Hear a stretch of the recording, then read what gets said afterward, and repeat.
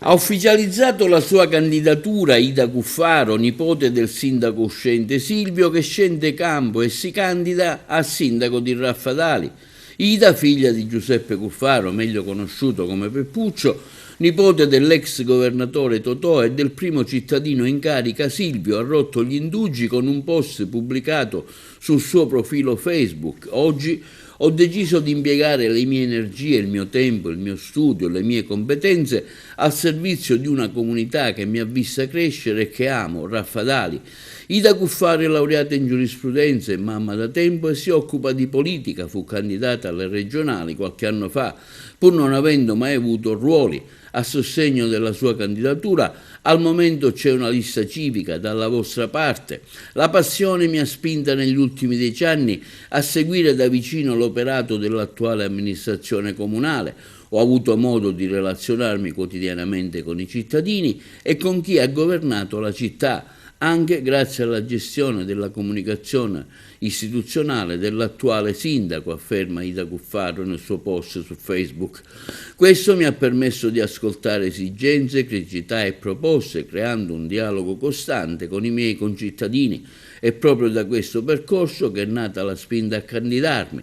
Molti amici hanno visto in me una figura capace di garantire continuità amministrativa, ma anche un necessario rinnovamento generazionale.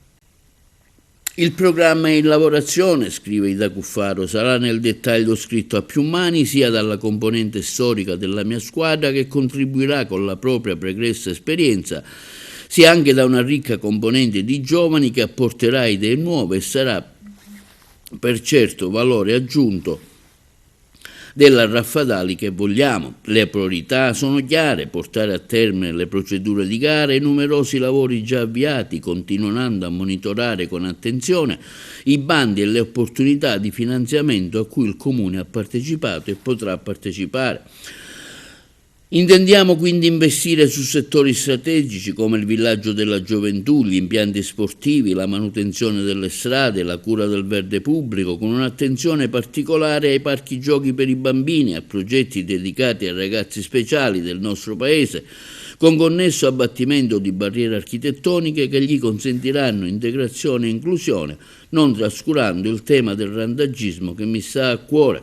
Se dovessi racchiudere in una parola il nostro progetto per Raffadali del futuro, direi crescita, perché Raffadali ha oggi le condizioni per guardare avanti con fiducia. Crescita, continua Ida Cuffaro nel suo post, significa sviluppo sostenibile, valorizzazione del territorio, attenzione alle nuove generazioni e miglioramento della qualità della vita per tutti i cittadini. Noi abbiamo iniziato a crederci da mesi, ma per realizzare il nostro progetto abbiamo bisogno che lo facciate anche voi.